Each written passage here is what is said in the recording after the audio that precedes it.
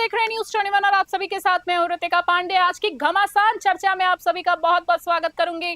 जी हां, जहां दुनिया एक तरफ अगर हम बात करें एक भीषण ऊर्जा आपातकाल के मुहाने पर आकर कहीं ना कहीं खड़ी हो गई है। स्ट्रेट ऑफ हॉर्मुज बंद पड़ा है, क्रूड ऑयल डॉलर 125 के पार है और देश की आर्थिक सुरक्षा के लिए प्रधानमंत्री मोदी ने जनता से 7 बड़ी अपीलें की हैं। सरकार ने अपने वीआईपी काफिले आधे कर दिए हैं, तो विपक्ष इसी प्रशासनिक इसको जो है वो लाचारी बता रहा है। और आज इसी महासंकट पर देश की सबसे बड़ी बहस में हमारे साथ जुड़ेंगे दो बेहद खास मेहमान। जी हाँ, सबसे पहले बात करेंगे आज हमारे साथ भारतीय जनता पार्टी के बेहद प्रखर, तार्किक और अपनी बात को आंकड़ों के साथ शालीनता के साथ रखने वाले वरिष्ठ नेता रवि पालीवाल। जी हाँ, रवि पालीवाल आज हमारे साथ जुड़ेंगे, इनका बहुत स्वागत करेंगे। और साथ ही साथ इनके सामने विपक्ष का पक्ष रखने के लिए मौजूद है भारतीय राष्ट्रीय कांग्रेस के बेहद आक्रामक, जनता के मुद्दों पर बेबाकी से अपनी आवाज बुलंद करने वाले, हर तीखे सवालों का निडरता के साथ जवाब देने वाले कड़क प्रवक्ता श्याम वर्मा आज हमारे साथ जुड़ रहे हैं। तो दोनों प्रवक्ताओं का सबसे पहले तो मैं बहुत बहुत स्वागत करना चाहूंगी आज की खास चर्चा में। आप दोनों का बहुत बहुत नमस्कार, स्वागत है आपकी आज की महाबहस हम कहेंगे इसको। तो पालीवाल जी के साथ श्याम वर्मा जी आज हमारे साथ जुड़े हैं, पर आज मैं शुरुआत करना चाहूंगी श्याम जी, आपसे सवाल करना चाहूंगी। जिस तरीके से माननीय प्रधानमंत्री की अगर हम बात करें, प्रधानमंत्री जी की, तो जिस तरीके से दौरे चल रहे हैं, उनके अपीलें की जा रही हैं, श्याम जी, जब पूरा देश जो है संकट में होता है तो जनता उम्मीद करती है कि पूरा राजनीतिक तंत्र एक साथ एक सुर में बात करे, एक परिवार की तरह मजबूती से खड़ा हो। जर्मनी और दक्षिण कोरिया जैसे देशों में विपक्ष सरकार के कड़े फैसलों के साथ खड़ा है। अब मैं आपकी पार्टी की सीधे सवाल कर रही हूँ, क्या कांग्रेस हर राष्ट्रीय अपील का विरोध करना इसलिए है, जरूरी समझता है क्योंकि ये अपील पीएम मोदी ने की है? क्या देश हित से बड़ा आज आपके लिए विरोध की राजनीति का एजेंडा है? क्योंकि अगर मैं अपीलों की बात करूं तो उसको भी नकार दिया गया है, गलत बता दिया गया, उस पर भी तार्किक बहस की जा रही है। बताइए श्याम जी, शुरुआत कर रही हूं आपसे। आपका सवाल बिल्कुल सामिक और बिल्कुल ठीक है। मैं 100% सहमत हूं कि भारत एक परिवार है और इस परिवार के मुखिया हमारे प्रधानमंत्री नरेंद्र जी मोदी जी हैं।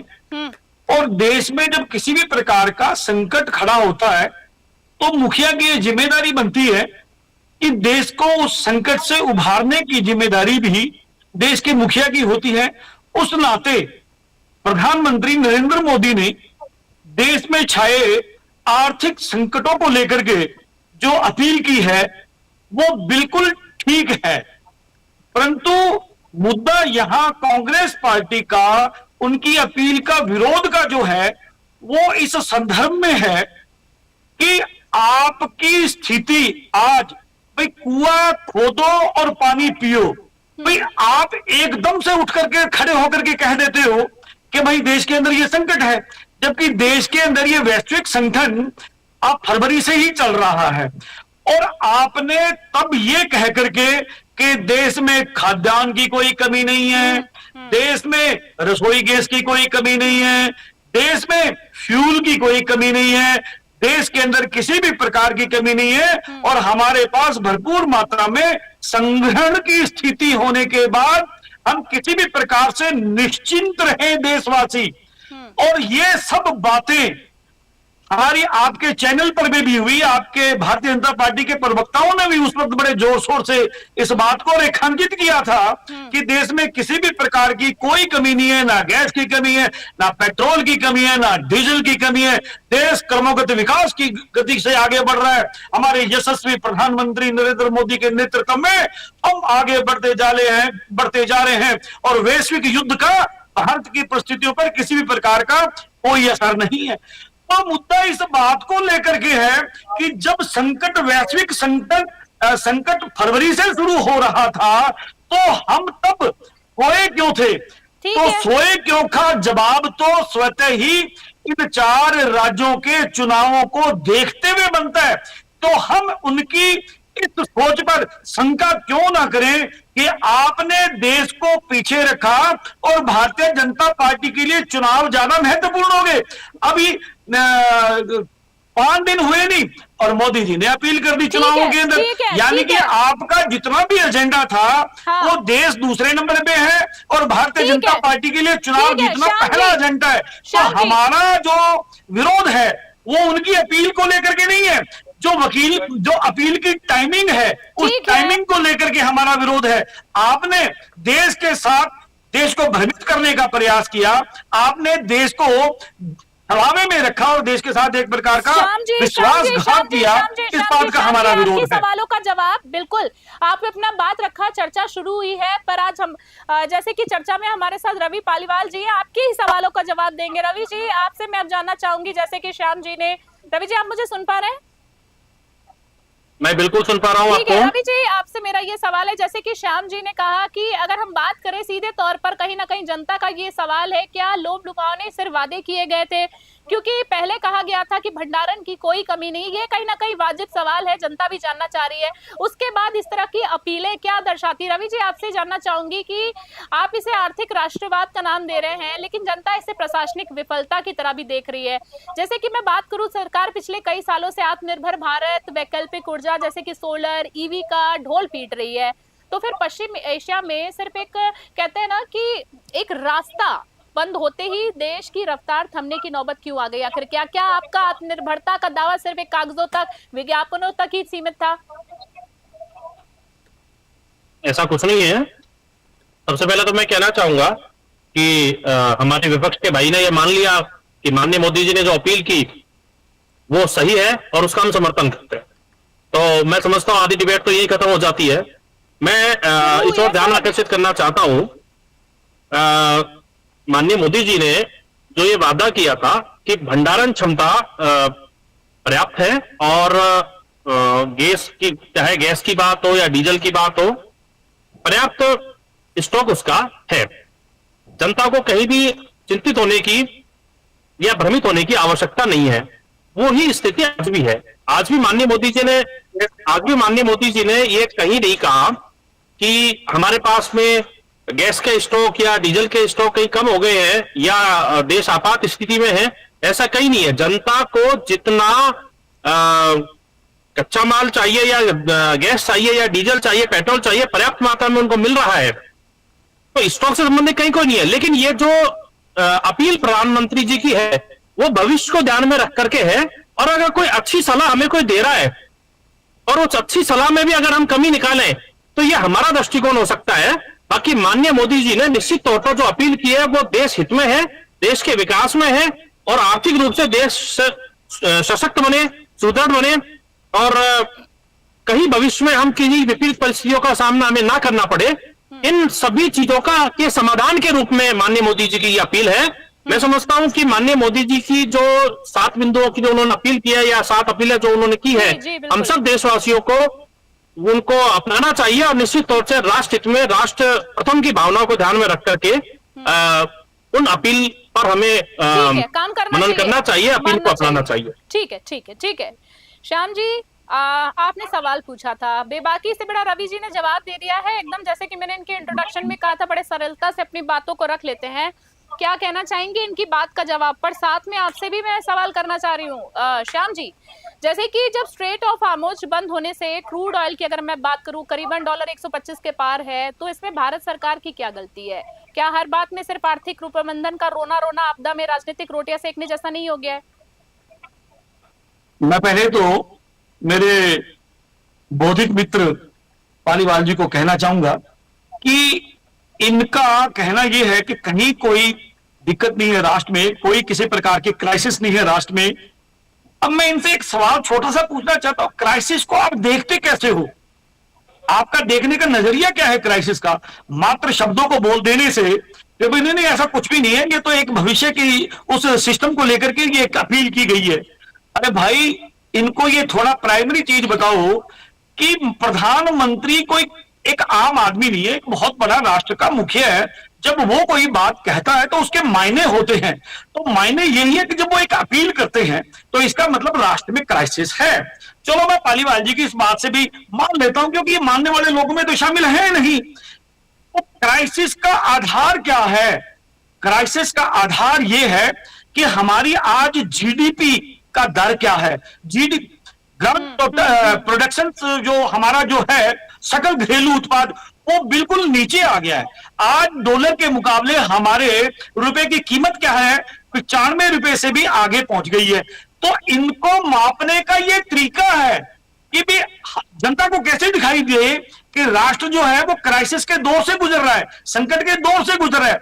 ये वो मापदंड है आर्थिक विज्ञान, इसको हम कहें कॉमर्स के दृष्टिकोण से, वाणिज्य के दृष्टिकोण से। तो इन चीजों से हम राष्ट्र के स्वास्थ्य का पता लगाते हैं कि अगर जब डॉलर के मुकाबले हमारा रुपया पिट रहा है, इसका मतलब हम आर्थिक संकट से गुजर रहे हैं। जब हमारी जीडीपी घट रही है तो इससे हम अंदाजा लगाते हैं कि राष्ट्र का जो आर्थिक स्वास्थ्य है वो खराब है। तो वो खराब स्वास्थ्य को लेकर के ही तो अपील की है। अब मेरा अपील से कोई विरोध नहीं है, मेरा भावार्थ भारत की जनता से है, कांग्रेस से है कि जब आप एक तरफ तो ये कहते हो कि देश में वर्क फ्रॉम होम करें, पेट्रोल डीजल को बचाने के लिए सार्वजनिक जो ट्रांसपोर्ट है, परिवहन है, उनका उपयोग करें, और 12 घंटे रितिका जी बीते ही नहीं और मोदी जी रोड शो कर रहे हैं। तो हमारा ये कहना है कि इस देश में अकेले मोदी जी के समय में आर्थिक संकट आया है या क्राइसिस हुआ है, ऐसा नहीं है। जवाहरलाल नेहरू जी के समय में 1947 में जब देश आजाद हुआ तो उस वक्त जो हमारी चीन के साथ जो पहली लड़ाई हुई, उस वक्त उन्होंने भी, जवाहरलाल नेहरू ने भी इस प्रकार की अपील की थी, पर उन्होंने अपने 200 करोड़ की जो निजी संपत्ति थी, उस निजी संपत्ति में 98% यानी कि 198 करोड़ रुपया राष्ट्र को समर्पित किया।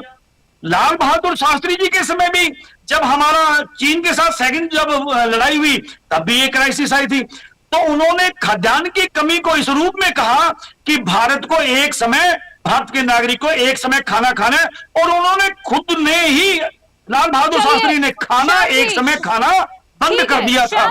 यही इंदिरा गांधी जी के समय हुई जब बांग्लादेश की हमारा साथ युद्ध हुआ, उसके अंदर कितने ही शरणार्थी, हमारे हिंदुस्तान के अंदर करोड़ों की शरणार्थी जो भारत के अंदर आए। और आगे मैं रवि जी से एक सवाल करना चाहूंगी क्योंकि मुझे आप दोनों से और भी सवाल करने हैं, समझिए समय को देखते हुए। जैसे कि श्याम जी का कहीं ना कहीं प्रश्न वाजिब है। रवि जी आपसे जानना चाहूंगी कि श्याम जी की बातों में से आप क्या उनकी बातों का जवाब देना चाहेंगे। पर रवि जी एक सवाल मैं जरूर करना चाहूंगी, जनता से जुड़ा आपसे सवाल है। आप कह रहे हैं कि कमी नहीं है, पर अगर मैं सिंपल सी घरेलू सिलेंडर की बात कर लूं, दालों की दाम की बात कर लूं, क्योंकि सर कहते हैं ना कि भाषणबाजी से, बातों से पेट नहीं भरता है, धरातल पर चीजें नहीं दिख रही है। सर गैस सिलेंडर पर्याप्त मात्रा में उपलब्ध नहीं है, लोग भटक रहे हैं। 800-900 रुपए का सिलेंडर लोग 3500 रुपए में खरीदने पर मजबूर है, ब्लैक में बेचा जा रहा है। तो रवि जी अब मैं तेल की भी जैसे इसमें बात करना चाहूंगी, बहुत बड़ा मुद्दा हो गया क्योंकि जिस तरीके से माननीय मोदी जी आए हैं, लोगों के अंदर एक भय भी पैदा हो गया कि कोई और तो संकट नहीं आने वाला है। तो रवि जी मैं आपसे जानना चाहती हूँ, जब तेल सस्ता होता है तो सरकार टैक्स कमाती है, अब संकट आया है तो जनता से तेल और सोने की कटौती की मांग आखिरकार क्यों की जा रही है? सरकार अपने खजाने से राहत क्यों नहीं देती है? ये जवाब श्याम जी ने भी आपसे पूछा है एग्जाम्पल देकर नेहरू जी का। एक मिनट पालीवाल जी, एक मिनट प्लीज, मैं विनम्र रिक्वेस्ट कर रहा हूँ पालीवाल जी, इसमें रितिका जी सिर्फ एक सवाल पालीवाल जी से मैंने रिक्वेस्ट करके टाइम लिया है। नहीं सर 14,000 करोड़ रुपया, मैडम 14,000 करोड़ रुपया कोरोना काल के टाइम में पीएम केयर फंड के नाम पे मोदी जी ने वो लोगों से रुपया इकट्ठा किया। क्या आज वो पैसा इसमें लगाएंगे? सवाल कर रहे हो ना सर, मैं बैठी हूँ ना सवाल करने के लिए, आप इत्मीनान रखें। रवि जी जवाब दीजिए, रवि जी जवाब दीजिए श्याम जी का। मैंने भी आपसे सवाल किया रवि जी। श्याम जी जब एक बार बोलना शुरू करते हैं तो रुकने का नाम नहीं लेते। निश्चित तौर पर प्रश्न करना चाहिए और प्रश्न करने के बाद में उसका जवाब भी सुनना चाहिए। और फिर कोई, चलिए मैं आता हूं। ऐसा है मैडम, माननीय मोदी जी की अपील से कोई भय व्याप्त नहीं हुआ है, कोई भय का माहौल नहीं बना है। भय का माहौल, अराजकता का माहौल, गुमराह करने का माहौल या डर का माहौल ये केवल कांग्रेस बनाती है। आप देखिए माननीय मोदी जी ने केवल अपील की है, उस अपील का ये कहीं मतलब नहीं है कि हम किसी संकट से गुजर रहे हैं या हमारे पास में किसी चीज का स्टॉक नहीं है या कोई भविष्य में कोई संकट आने वाला है, इसका कहीं कोई मतलब नहीं है। केवल कांग्रेस को हर चीज का एक मुद्दा बनाना है और एक तिल का पहाड़ बनाना है। देखिए, मैं आपको फिर निवेदन करूं कि माननीय मोदी जी की जो अपील है वो केवल देश हित को लेकर के है, और कहीं भविष्य में भारत मजबूत स्थिति में रहे, केवल इस चीज को ध्यान में रख करके दिया है। मैं आपको निवेदन करूं, अभी कोई सिलेंडर वगैरह का जो आप कह रहे हो कि बहुत कमियां हैं, कोई कमियां नहीं है, सबको जरूरत की जो चीजें हैं वो मिल रही है। तेल का भी कहीं कोई स्टॉक में हमारे कमी नहीं है, जिसको जितना जरूरत है उसको उसका मिल रहा है। रवि जी, एक छोटी सी मैं आपको बात, अपील करूं, आप बहुत शालीनता से सुनते हैं, एक मेरी सिर्फ बात का जवाब दे दीजिएगा। आपने बोला कमी नहीं है, मैं ही आपको चलिए बता देती हूँ सर। गांव के लोगों की अगर मैं आम भाषा में बात करूं, लेमन लैंग्वेज में, तो गांव में लोगों तक ओटीपी तक, सिलेंडर्स के लिए ओटीपी तक नहीं पहुंच रही है, वो अपने अधिकारों से वंचित है। सर अब जवाब जारी रखिए प्लीज। जी, मैं निवेदन करूं मैम, मैं भी गांव में रहता हूं, और निश्चित तौर पर जब मैं देखता हूं तो इतना जरूर है कि पहले जहां इजी गोइंग में लोगों को 3-3, 4-4, 5-5 सिलेंडर मिलता था, वो आज नहीं मिल पा रहा है। उसका भी कारण कांग्रेस है। कांग्रेस ने तो ऐसा माहौल बनाया कि युद्ध हो गया और अब गैस नहीं मिलेगी, अब इस तरीके का संकट आ गया, आने वाला है, आ गया, इस तरीके का माहौल बनाया। लोगों में डर था, लोगों ने अपने अपने घरों में स्टॉक किया, यहां तक कि जो कुछ कालाबाजारी करने वाले भी कुछ लोग देश में होते हैं, उन लोगों ने भी कालाबाजारी की और उनको स्टॉक कर लिया। एक्चुअली कहीं किसी युद्ध से कोई गैस स्टॉक में कभी नहीं आई है, केवल जो गलत तरीके से स्टॉक किया हुआ है उसकी वजह से कहीं कोई 19-21 इस तरीके की परिस्थितियां बनी है।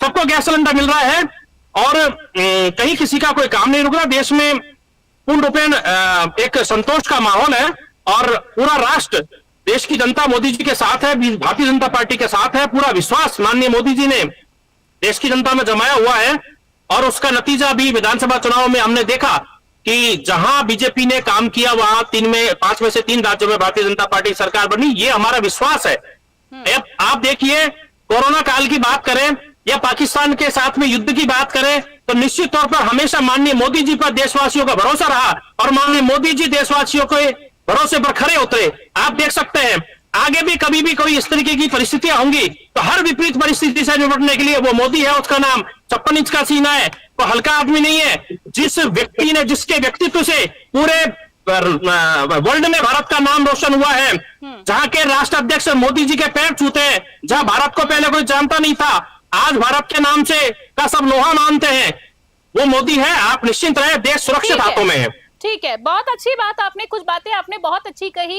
एक कहते हैं ना कि मैं कुछ बातों से सहमत हूँ कि राष्ट्र के हित में बहुत सारे ऐसे उन्होंने कदम उठाए हैं, पर यहाँ मेरे लिए आप दोनों बिल्कुल समान हैं।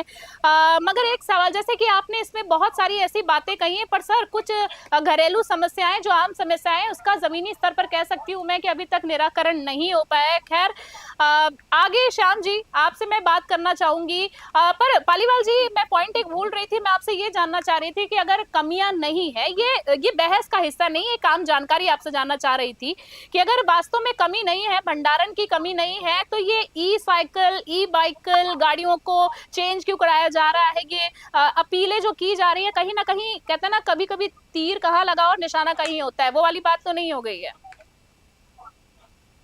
देखिए मैडम, मैं आपको निवेदन करूं, जी जी, ये भी आम आदमी पर की जेब के फायदे के लिए है। देखिए ईवी की बात अगर अपन करें तो ईवी के इतने फायदे हैं कि निश्चित तौर पर एक समझदार व्यक्ति बजाय डीजल पेट्रोल की कार लेने के ईवी लेना प्रेफरेंस करेगा, उसको प्रेफरेंस देगा। समझ रहे आपकी बात। एक तो पर्यावरण प्रदूषण से हम बचेंगे, पर्यावरण प्रदूषण के साथ में राष्ट्र का पैसा इस डीजल पेट्रोल के नाम पर जो विदेशी भंडार का जो भर रहा है उनका, या हमारा पैसा विदेशों में जा रहा है, वो पैसा हमारा बचेगा, पर्यावरण प्रदूषण बचेगा। और अभी ऊर्जा के क्षेत्र में देश और विशेष तौर से हमारा राजस्थान तो बहुत तेज गति से विकास कर रहा है। इतना सौर ऊर्जा के प्लांट्स इतने लग रहे हैं, इतना सौर ऊर्जा इतनी मात्रा में हम उसका उत्पादन कर रहे हैं कि हम ईवी को काम में लेकर के डीजल पेट्रोल की खपत को कम कर सकते हैं, हमारा पैसा बचा सकते हैं, देश का पैसा बचा सकते हैं, पर्यावरण प्रदूषण को बचा सकते हैं। तो ईवी निश्चित तौर पर हमारे सबके लिए फायदेमंद है। चलिए श्याम जी, आपसे मैं जैसे जानना चाह रही थी, एक दो सवाल आज की चर्चा का आप दोनों से आखिरी में जानना चाहूंगी।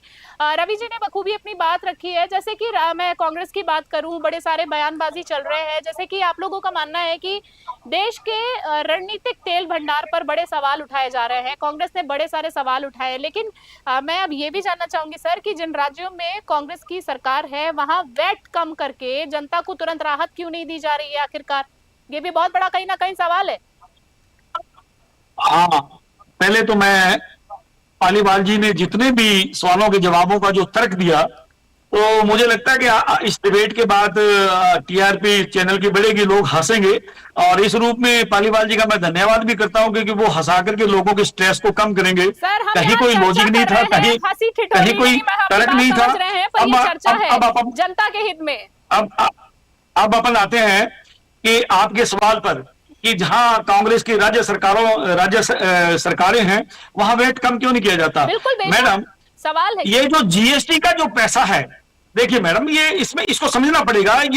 ये हमारा एक आर्थिक ढांचा है, ये केंद्र और राज्य सरकार का जो आपसी सहयोग का सिस्टम है, कि जब जीएसटी का पैसा केंद्र सरकार राज्य सरकार को नहीं देगी और उसके अंदर राजनीति करेगी, तो ऐसे में राज्य सरकार को राज्य चलाने के लिए कुछ तो अपने कार्यक्रम करने पड़ेंगे।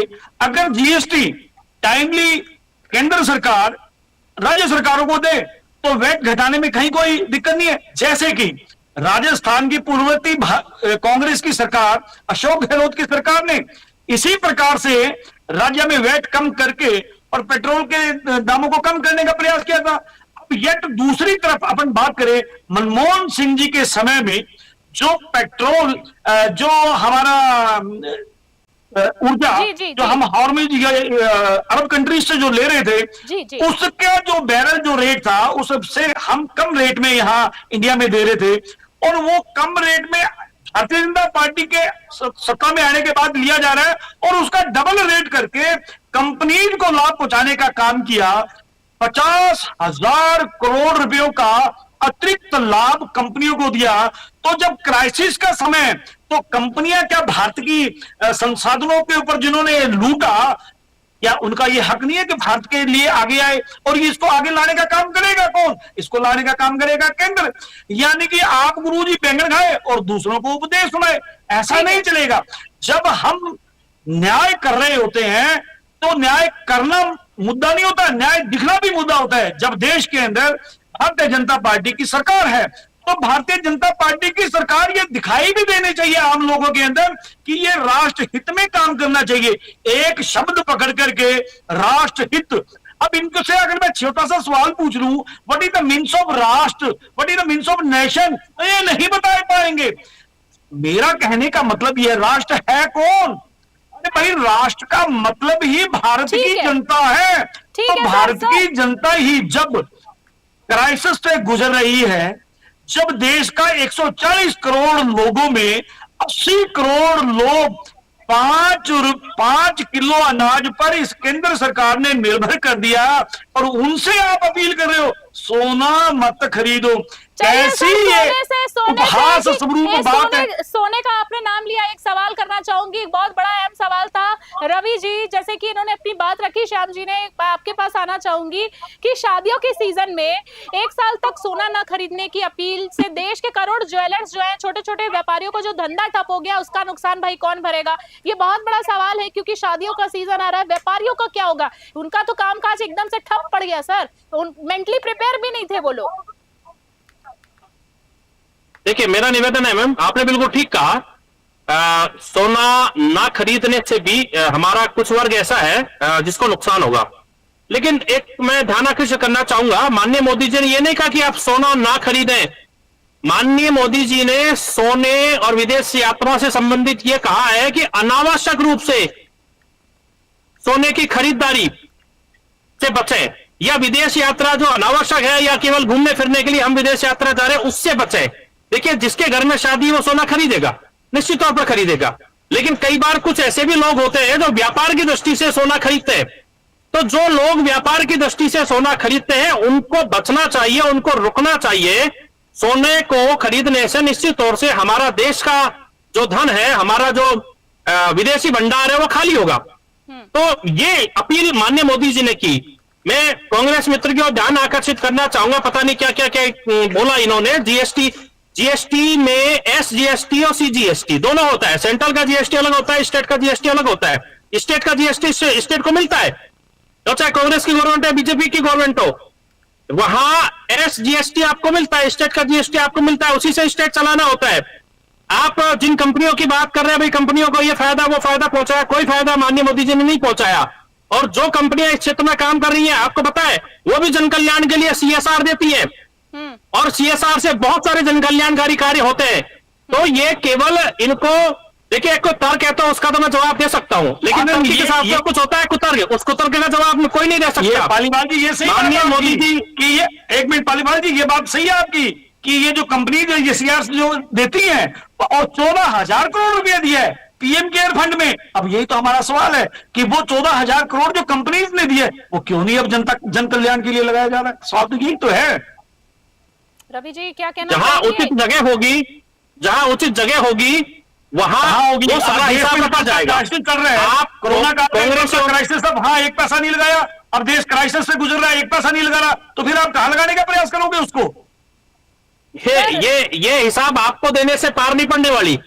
ये अरे भाई हिसाब मैं ही आपको दूंगा देने, हिसाब, क्योंकि मैं भारत हूं, मैं ही भारत हूं, और भारत के प्रति जवाबदेही है इस सरकार की, क्योंकि जनता के द्वारा, जनता के लिए, जनता ने चुना है, तो जवाबदेही तो आप, मेरा सवाल पूछना मेरी नैतिक कर्तव्य और लोकतांत्रिक अधिकार है, और जवाब देना जो इस देश के अंदर रूल कर रहे हैं उनका, ये उनका भी उत्तरदायित्व बनता है। तो आप कैसे कह सकते हो कि मैं कौन होता हूं? मैं ही होता हूं, क्योंकि मैं भारत हूं। आप निश्चित तौर पर भारत जैसी स्थितियां आप लोगों में, भारत जैसी कई रूपरेखा आप लोगों में दिखती नहीं है। आपको केवल काम को रोकना, लटकाना, भटकाना, वही स्थिति आपकी है। आप कभी किसी अच्छी चीज का समर्थन नहीं कर सकते। पहन करके काला चश्मा लगा करके बैठू तो भारतीय नहीं दिखता, और तुम ये भगवा गमछा लगा करके बैठे हो तो आप भारतीय। अरे मेरे से बड़े भारतीय आप हो ही नहीं सकते। मैं भारत के संदर्भ में जब सवाल पूछ रहा हूं तो मेरे से बड़ा भारतीय कोई हो ही नहीं सकता। आप भारतीय इसलिए नहीं माने जा सकते कि आपने एक भी सवाल का सही जवाब नहीं दिया।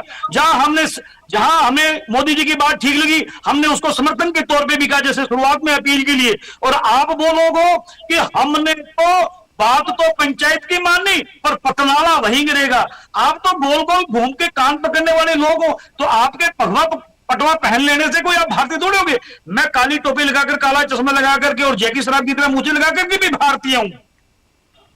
रवि जी क्या कुछ कहना चाहेंगे? चर्चा कहीं ना कहीं काफी गर्म होती जा रही है, फिर मेरे को एक एक सवाल पर आना है, इनकी बात का क्या जवाब देना चाहेंगे? इन्होंने मेरे भगवा से मेरे कांग्रेसी मित्र टेंशन में है, विचलित है, और बहुत ज्यादा विचलित है। ये भगवा ऐसे ही रहेगा, भगवा का परचम है, भगवा लहराता रहेगा, और आगे भी आपको इसी तरीके से अपने आप को संभालना पड़ेगा। मुझे आपकी बहुत फिक्र है कांग्रेस में। पालीवाल जी, मैं भारत का धर्मनिरपेक्ष हूं। भगवा भी मेरा है, हरा भी मेरा है, नीला भी मेरा है। मैं अकेला भगवा में विश्वास करने वाला नहीं हूं। मैं भारत की आत्मा में जीने वाला हूं, धर्मनिरपेक्षता में जीने वाला हूं। मैं हिंदू, मुस्लिम, सिख, ईसाई, वसुदेव कुटुंबकम की भावनाओं को पालने वाला हूं। मैं अकेला भगवा के ऊपर नहीं, मेरा हरा भी है, मेरा नीला भी है, मेरा सफेद भी है। सभी धर्मों का सम्मान करना मेरा धर्म है, और इसलिए मेरा इस अकेले भगवे में विश्वास नहीं है। चलिए तो फिर बोलते जाइए, हर हर मोदी, घर घर मोदी बोलते। अरे हाँ, इस पे भी सुनिए, घर घर मोदी, चक दिया मोदी, घर घर मोदी। सर मुझे लगता है इस चर्चा को हम आगे बढ़ाते हैं, हम मुद्दे से नहीं भटकते। पॉइंट पे आना चाहूंगी फिलहाल मैं, जैसे कि आइए मैडम, आइए हमारे साथ रवि पालवान, मैं इनको मुद्दे पे लाने का प्रयास कर रहा हूँ। हमारे साथ है खजाने का बैकअप मनी कांगिया। सर आखिरी सवाल, कड़क सवाल, सीधा सवाल करना चाहूंगी रवि जी। ओवरऑल जो खजाने भरे जाते हैं, टैक्स की फिलहाल मैं यहाँ पे बात उसके संदर्भ में कर रही हूँ रवि जी। तो जब जनता ने करीबन एग्जाम्पल के तौर पर मैं कह रही हूँ कि 100 रुपए पार पेट्रोल खरीदा, तो जब लाखों करोड़ रुपए का टैक्स खजाने में गया, तो आज संकट के समय में जनता को सब्सिडी नहीं मिल रही है, सुविधाएं नहीं मिल रही है, उनको तंगी और परेशानियों का सामना क्यों करना पड़ रहा है, और उन्हीं जनता से अपील की जा रही है। सर जवाब चाहूंगी, फिर आखिरी सवाल पे मैं श्याम जी के पास आऊंगी। जी, आपने बहुत अच्छा जवाब प्रश्न किया मैडम। मैं आपके जवाब का प्रश्न का जवाब देना चाहूंगा। जी जी देखिए, अभी लगातार कच्चे तेल की कीमतों में लगातार वृद्धि हो रही है। ये निश्चित तौर पे हमारे द्वारा दिए गए टैक्स का ही कमाल है कि उधर कच्चे तेल की कीमतों में लगातार वृद्धि होने के बावजूद भी देश के देशवासियों को पेट्रोल डीजल के दामों में ज्यादा बढ़ोतरी का सामना नहीं करना पड़ा। और हम लोग अन्य देशों की तुलना में, अन्य देशों में पेट्रोल डीजल की रेट्स में बहुत उछाल आया है। ये वही टैक्स का कमाल है कि हमें इस विपरीत परिस्थितियों में भी माननीय मोदी जी ने कहीं जी जी विचलित नहीं होने दिया। और मेरी आवाज आ रही है? जी बिल्कुल, आप जारी रखिए, हम सब सुन पा रहे हैं आपको। जी जी, जारी रखिए, आराम से जारी रखिए, हम सुन रहे हैं आपको। जी, उसी टैक्स का कमाल है कि आज पेट्रोल डीजल की कीमतें यथावत है, बढ़ी नहीं है अन्य देशों की तुलना में। जी जी ठीक है।